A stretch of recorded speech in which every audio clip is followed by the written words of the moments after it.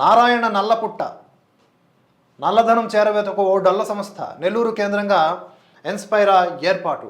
నారాయణ విద్యా సంస్థల్లో తనిఖీల్లో పట్టుబడిన నగదును చూపిస్తున్న ఎస్పీ తిరుమలేశ్వర్ రెడ్డి టీడీపీ నేత నారాయణ.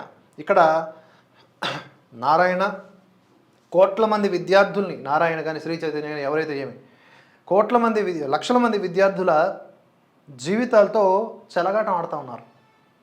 కార్పొరేట్ పేరిట విద్య అమ్ముతూ ఉన్నారు. ఇది భయంకరమైన సత్యం, ఒప్పుకున్నా ఒప్పుకోకపోయినా. కాంక్రీట్ బిల్డింగులు లేపి అందులో జైల్లో మగ్గే ఖైదీల్లాగా విద్యార్థుల్ని మారుస్తూ ఉన్నారని రిపోర్ట్స్ ఉన్నాయి. తల్లిదండ్రులకు వేరే గత్యంతరం లేక, ప్రభుత్వ పాఠశాలల్లో విధానాలు బాలేక, అక్కడ చెప్పే ఉపాధ్యాయులకే మ్యాటర్ లేక, అరకొర వసతులతో ఉన్నటువంటి వాటికి వెళ్ళలేక, ఉన్న ఆస్తులు అమ్ముకొని మరీ పిల్లలకు చదువులు చెప్పిస్తున్నారు ఇటువంటి విద్యా సంస్థల్లో. వీళ్ళేమో చేపని రాయి మీద రుద్దినట్లు రుద్దుతూ ఉంటారు. ఎటువంటి వికాసం వైపు ఉండదు వారి విద్యార్థుల జీవితం.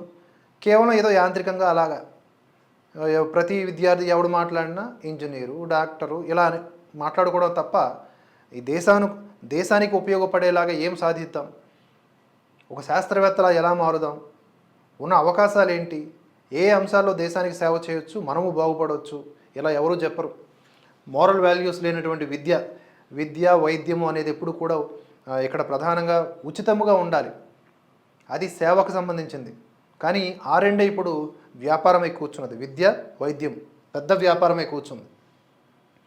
ఇక్కడ నల్ల కంపెనీ డైరెక్టర్గా కుమార్తె అల్లుడు, విద్యా సంస్థ పేరుతో అక్రమంగా పన్ను రాయితీలు, ఇటు పన్నులు ఎగవేత, అటు నల్లధనం తరలింపు, అదే సంస్థ ద్వారా అమరావతి భూదందా అంటూ కొంత వీరిపైత్యము, సాక్షిపైత్యము, కొంత వాస్తవం యాడ్ చేసుకుని ఇక్కడ రాశారు.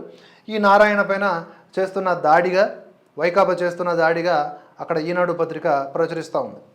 వాస్తవం ఏంటి అనేది ప్రజలకు తెలుస్తూ ఉంది. కానీ ఏం చేయాలి? ఈ వీడియోను లైక్ చేయండి, షేర్ చేయండి, మీ ఆలోచనల్ని కామెంట్స్ రూపంలో తెలియజేయండి. భరతవర్ష నిరంతర పరిశ్రమలో మీ ఆర్థిక మద్దతును జోడించాలనుకుంటే స్క్రీన్ మీద కనిపిస్తున్న వివరాల ద్వారా సహకరించండి. Support Bharatavarsha, strengthen the truth.